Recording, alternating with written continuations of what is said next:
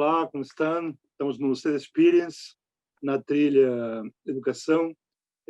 Esta faz parte de uma trilha que a gente tem já há algum tempo, na revista da SET e a Universidade, a Unesp, na qual a gente trabalha temas acadêmicos que têm a ver com a sociedade e com a comunicação. É uma parceria da revista da SET, que eu sou editor-chefe, e da Unesp, com o professor Francisco Machado Filho, que está aqui conosco mais um ano.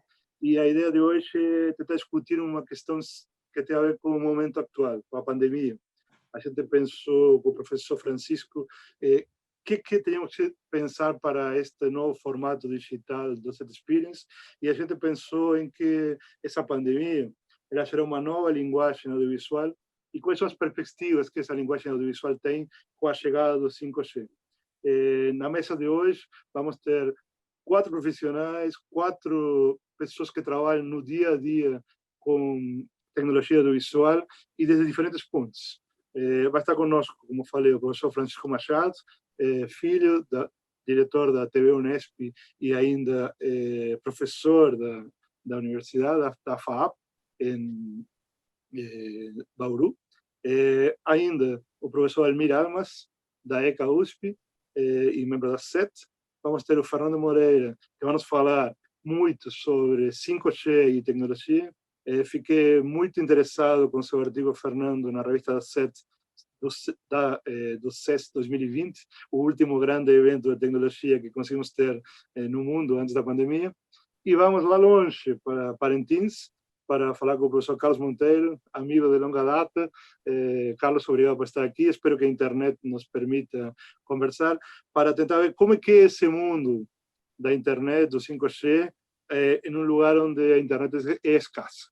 Escassa e não só, senão que é um bem, diria eu, para poucos, e das conversas que tive com você, Carlos, de como que o mundo vive em formas paralelas. Uns números que o Francisco me passou outro dia são interessantes, que 117 milhões de brasileiros vivem conectados. Isso dá um número de mais ou menos 100 milhões que não estão conectados à internet, e a mídia tem acompanhado isso de alguma forma.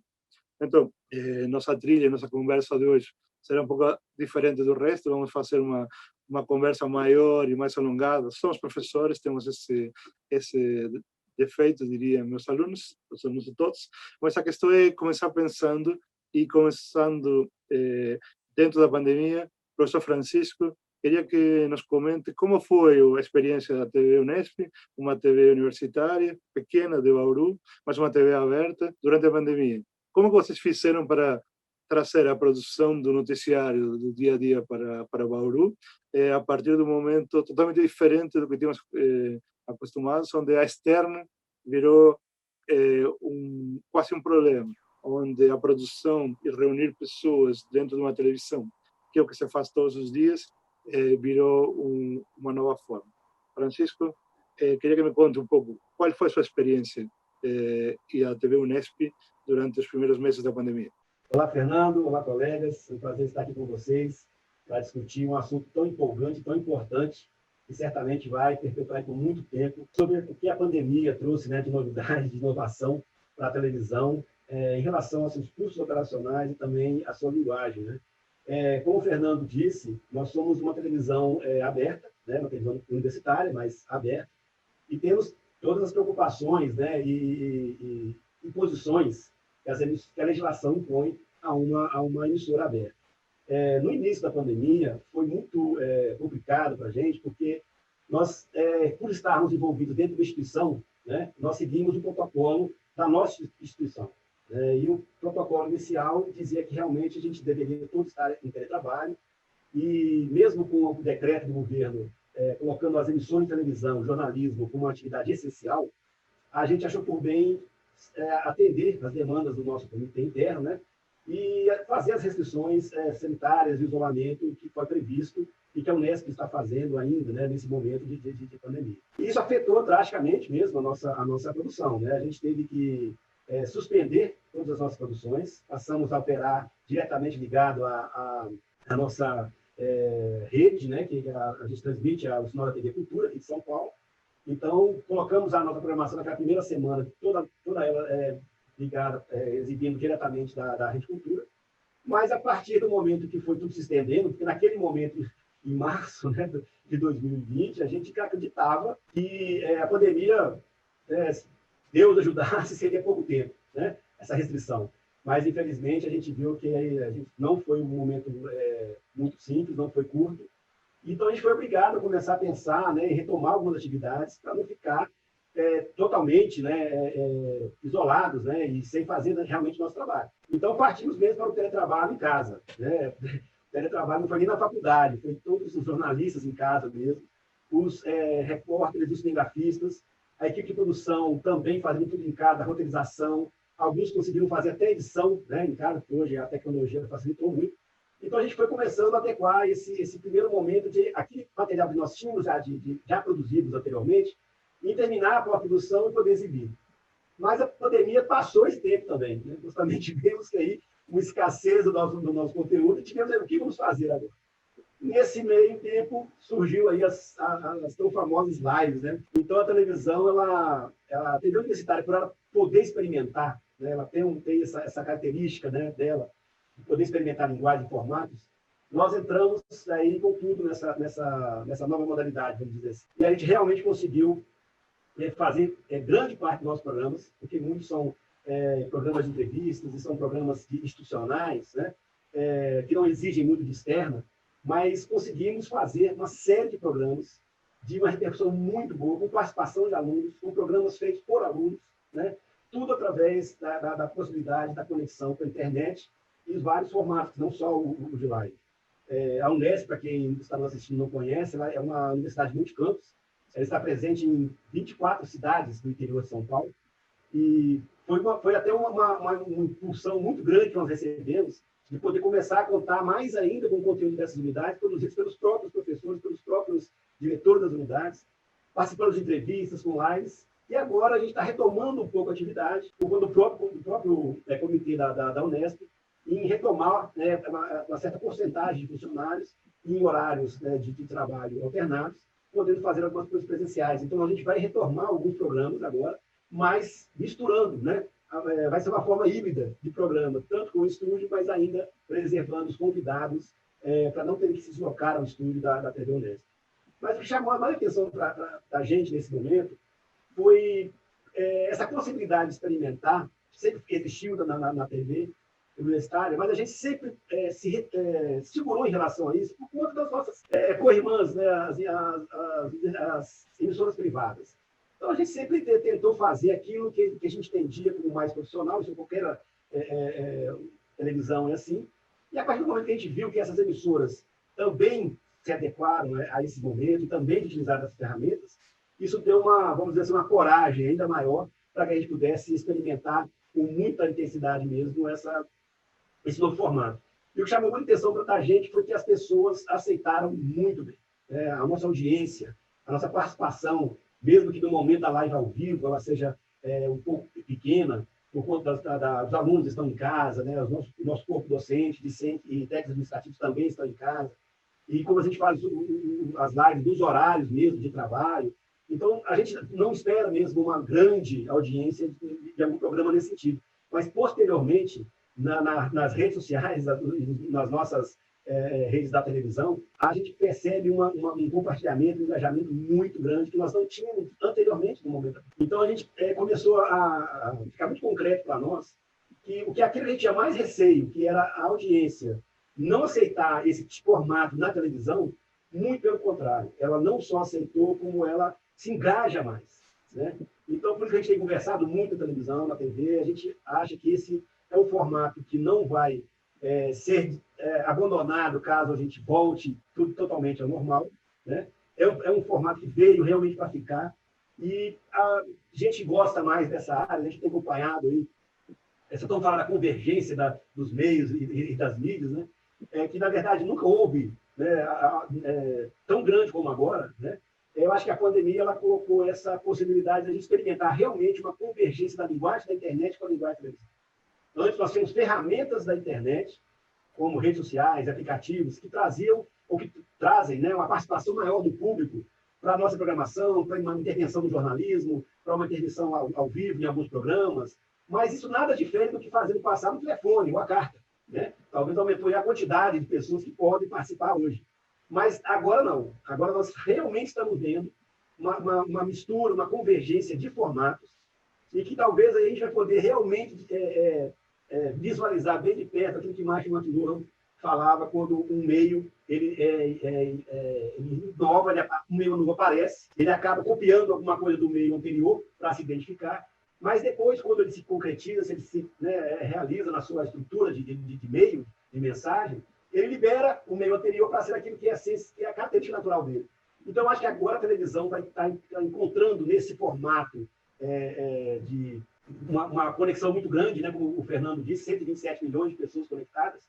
Ela está começando a se libertar da internet, do que agora falando mais claramente dos streams, e será aquilo que é a sua essência do que foi a televisão, do que é a televisão generalista, a televisão aberta, né? Ela é uma televisão voltada para muitas pessoas, uma relação com a audiência completamente diferente das redes de streaming. Toda a nossa estrutura, né, de modelo de negócio e de linguagem é baseado no engajamento da audiência, em determinados horários, para que isso possa ser repassado para as agências de publicidade. O streaming não tem isso, uma outra lógica de negócio, uma outra lógica de ferramentas de comunicação.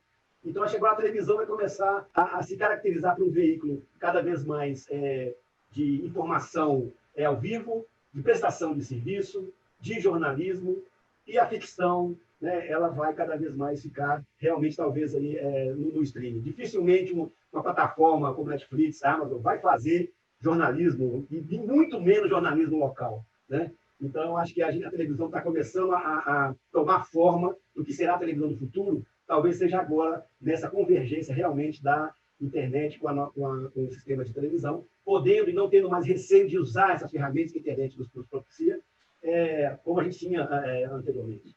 Então, assim, eu vejo com um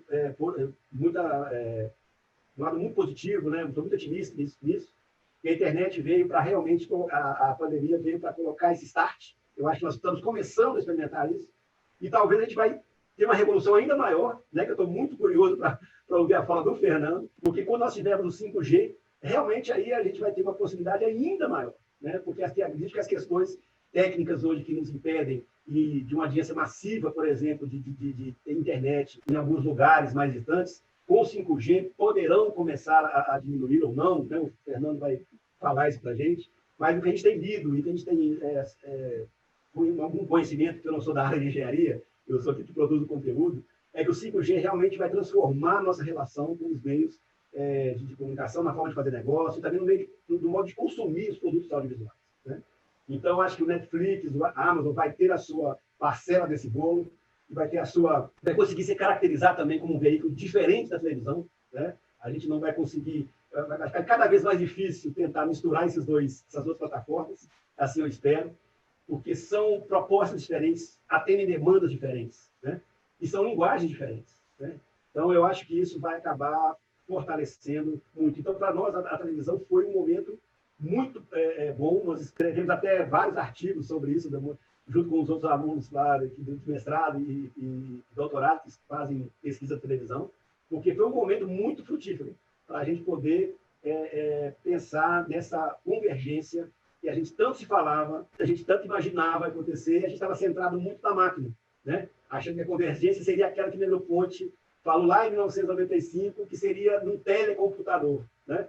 Eu acho que cada vez mais a gente tem que concordar com o James, realmente, que a convergência se deu na mente das pessoas e não no dispositivo. E a partir do momento que a gente liberou a mente para aceitar essa nova linguagem, a televisão está conseguindo encontrar aí, talvez, a sua nova estrutura de linguagem para poder continuar tendo um papel relevante na sociedade. E até, né, que a gente sabe aqui no Brasil, o principal meio, né, de investimentos publicitários. E presente em 98% dos domicílios do país, né? Eu acho que até a internet conseguir chegar nesse nível, a televisão ela tem ainda o seu papel muito importante, assegurado na nossa estrutura, na nossa sociedade. Vamos trocar aí a ideia de você passar para outro extremo e ir para Parintins, mas já que você falou de 5G e falou do Fernando Oliveira, Fernando, queria perguntar basicamente duas coisas. A pandemia acabou por tirar essa espécie vergonha, timidez que o broadcast tinha de utilizar e se agarrar do broadband e avançar, porque até há um ano, dois atrás, sei lá, pensar em um mochilink, numa mochila, em um streaming, parecia que não era broadcast. De repente, a gente percebeu duas coisinhas. Uma eu vou falar aqui, que é intimidade da casa. A gente brinca que todos os jornalistas aparecem com livros no fundo e uma orquídea, né? E todo mundo tem, funciona. E o que eu me lembro, porque em 2016 eu ajudei na Anhembi Morumbi, onde eu trabalhei antes, a montar o estúdio da Avenida Paulista. E umas coisas que eu tentei colocar, e de fato colocamos lá, foi um sisteminha que por Skype, sim, o mesmo que usa a Globo, mas muito mais barato, claro, da New Tech, a gente conseguia trazer na Avenida Paulista os alunos para dentro para gravar o jornal. E parecia que a gente tinha descoberto a pólvora, mas ninguém entendia porque não era broadcast. E de repente, na pandemia, não sei, mas 90% dos links que você vê em um canal de notícias são todos por broadband. Você perdeu essa timidez. E como será o 5G? Não, é isso mesmo, Fernando. Ou seja, o que a gente viu nesse momento de pandemia é que aquela dificuldade que se tinha em confiar no meio banda larga para você fazer a contribuição desse conteúdo teve que ser descartada. E a gente viu que funcionou. Claro, com algumas dificuldades, mas são dificuldades que a gente consegue resolver e consegue trabalhar até mecanismos para que se possam ter contramedidas, né, ou backups, como são chamados, para que aquilo funcione no momento em que tem que funcionar.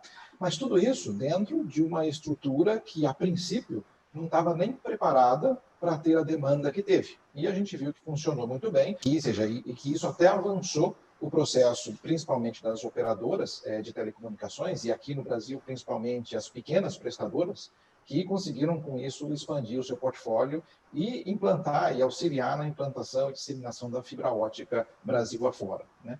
Agora, o 5G, ele traz realmente algumas diferenças, né? E aí eu vou comentar um pouquinho, vamos até mostrar alguns slides, e aqui eu vou até ilustrar essa condição, essas diferenças que o 5G trará, ou trarão aqui para o nosso ambiente de produção audiovisual. Bom, apenas para mostrar um pouco de história, a gente vê o quanto que a gente avançou, né? Ou seja, esse senhor aqui do lado, Martin Cooper, vivo ainda, foi a pessoa que fez a primeira chamada de celular no mundo, isso em Nova York, em 1973. Você pode ver que o telefone que ele utilizava pesava 2,5 kg e tinha uma bateria para 20 minutos de conversação, para a gente ver o quanto avançou. Então, se a gente olhar na história da telefonia móvel, a gente começou com 1G lá na década de 80, totalmente analógico, para transmissão de voz. Era um sistema conversacional. Depois disso, 10 anos depois, veio o 2G, onde a gente conseguiu trocar mensagens de texto. Até que na década de 2000 veio o 3G, que aí sim começou a ter possibilidade de transmissão de dados. E ali, depois, mais 10 anos, o 4G, onde efetivamente a gente consegue fazer a transmissão e o acesso à internet. E o 4G, ou 4.5G em algumas situações, é o que nós utilizamos hoje, principalmente em contribuição móvel de conteúdo. O 5G, que começa agora na década de 2020, ele traz todas as vantagens que o 4G tem e uma série de outros diferenciais, né? Para a gente falar o que é o 5G, eu gosto de exemplificar com esse tripé, né? O 5G ele tem 3 pontos principais. Primeiro é a melhoria da banda larga, ou seja, a gente tem a capacidade de ter muito mais tráfego e com velocidades muito maiores que podem chegar até 20 gigabits por segundo, mas que vai ter ali uma taxa média de 100 megabits por segundo. Um outro ponto é a capacidade de você poder conectar inúmeros, milhões de dispositivos utilizando aquela mesma infraestrutura, coisa que hoje nós não conseguimos ter no 4G. Ou seja, o 4G tem uma limitação do número de dispositivos conectados naquela estação rádio base. Outro ponto interessante é que passamos a ter as possibilidades de conectar coisas naquela rede e coisas que poderão durar anos a fio sem a necessidade de carregar. E a comunicação confiável, né? A gente vai ter uma comunicação muito mais confiável e aí passa a ser muito interessante para o meio broadcast, para a questão de produção de conteúdo, porque a gente vai ter a certeza de que aquela comunicação não vai falhar. E um outro ponto extremamente importante é a latência. A gente sabe que no jornalismo, ou para eventos, sejam eles esportivos ou shows e assim por diante, aquela latência que existe, principalmente que a gente sente quando o conteúdo ele passa por uma transmissão via satélite, a gente sente aqueles 3, 4 segundos de diferença entre uma pessoa falando e a outra, isso passa a ficar reduzido com o uso do 5G.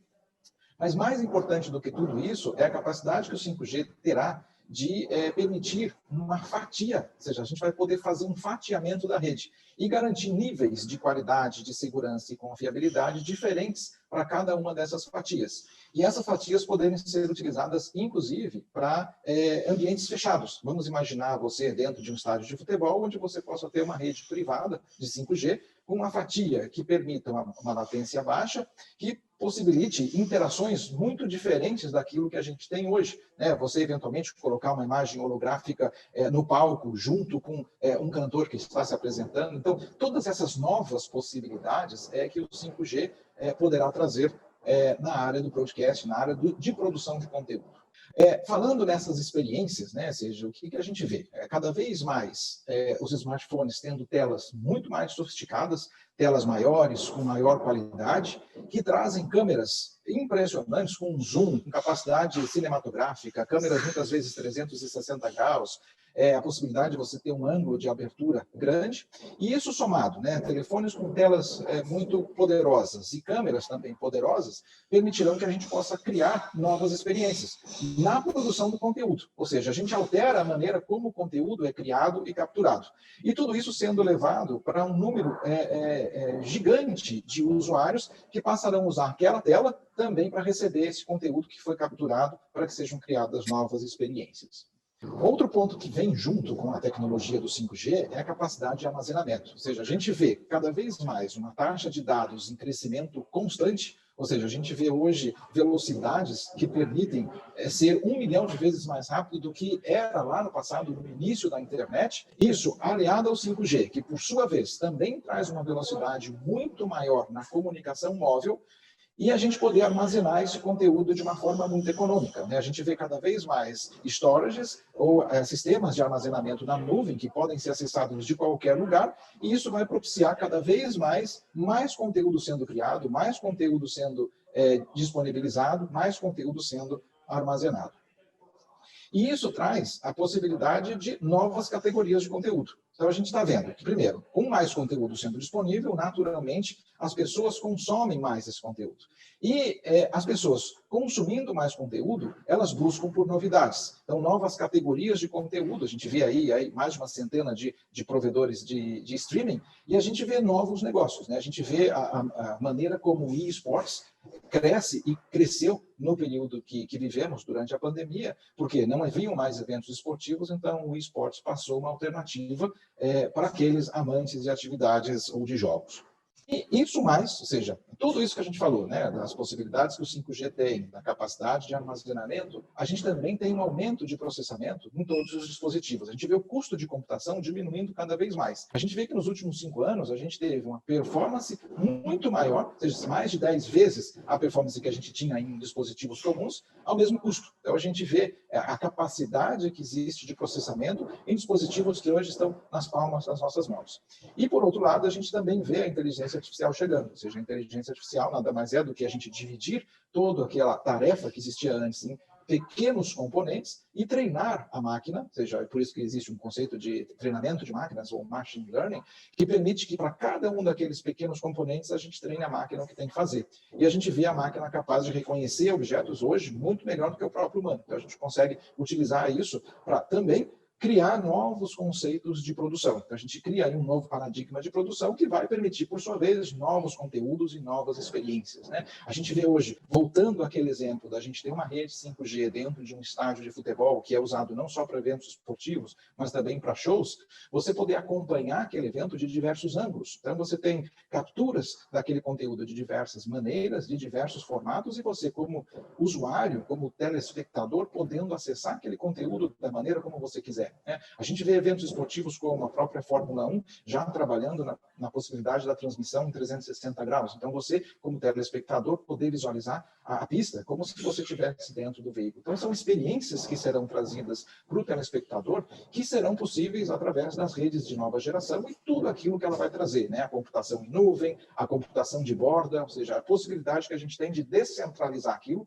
passar a capturar aquele conteúdo e poder, inclusive, fazer a produção dele remota, ou seja, você poder levar um conteúdo de um estúdio ou de um centro de captura, um estádio de futebol, para um estúdio remoto, aonde você tem ali todo o mecanismo de produção colaborativo com pessoas em diferentes partes do mundo, gerando toda aquela produção e podendo fazer aquilo tanto em tempo real, né, ao vivo, como também disponibilizando em plataformas de streaming.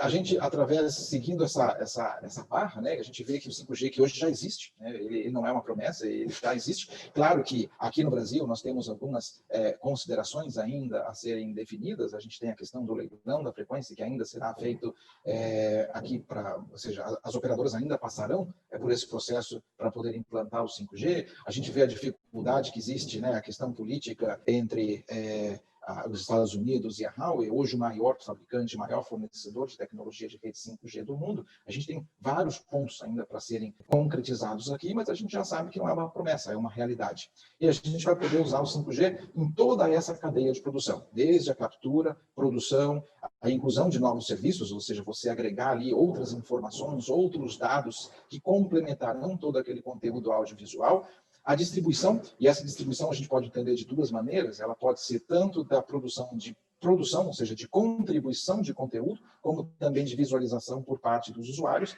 que terão acesso em seus vários dispositivos. Então, ou seja, o 5G, ele realmente é uma mudança de paradigma que permitirá que a produção de conteúdo ela tenha novas características e, principalmente, traga novas experiências para o usuário, para o telespectador. Então, a gente vai ver muita coisa interessante aí pela frente nos próximos anos. Perfeito, Fernando. Totalmente claro. Mais para frente a gente discute latência e estrutura e continuamos com o painel CEDUNESP discutindo como a pandemia do coronavírus afetou positivamente a linguagem da TV e como que o 5G pode ser importante nessa linguagem, uma linguagem cada vez mais híbrida entre broadcast e broadband.